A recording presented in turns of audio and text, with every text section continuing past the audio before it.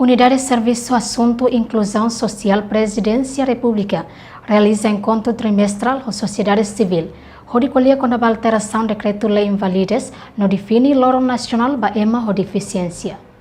Quinta-feira, semana né, Unidade de Serviço Assunto e Inclusão Social, ao encontro com a sociedade civil e a Palácio Presidencial Bairro Pitedili, lorong Ronolo Racing né, fulan janeiro tinang né.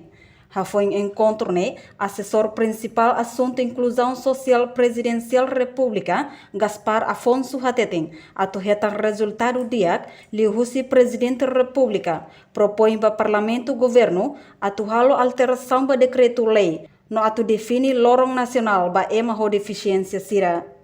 Ita hakara itani discussão né, hakara ketan resultado ida tu propõe diusi Presidente da República tu propõe ba Parlamento no Governo atu halo alteração ba decreto-lei número 19/2008 konaba termo jurídico ida nebemak hatete dehan invalidez ne itania luta tempo naru kona kata termo sidane la merece atu voluba emaho deficiência sira.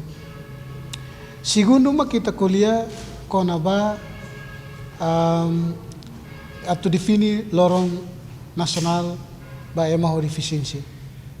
Tamane maka ohin ita hasor malu ya fulan tolu dahulu itu irmai ita se convidamos parte relevante sira atau hola parte atau nune oinsa sirnia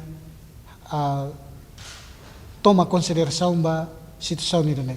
Tambah ita Timor Leste ita opta inclusão social ita optamos ODS Objetivo de Desenvolvimento Sustentável ninia moto ninia slogan hatete dihan label eu skema ide hela koto kentau ita ting hares asan sirne ho didiak ho cuidado.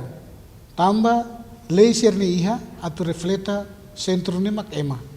Segundo, lei sirne mai la responde ema nia necessidade, então liliu ba ema vulnerável sira, no ema ho deficiência sira.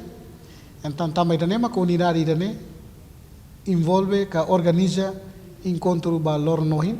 Além de né, Gaspar Afonso moço suba Ministério relevante sira, atu prepara facilidade diak ba ema ho deficiência sira, relaciona com a eleição parlamentar tinan rihun rua Ronolo Resin Tolu. Reportagem Selfie na Kait Domingas Amaral Televisão Timor Post.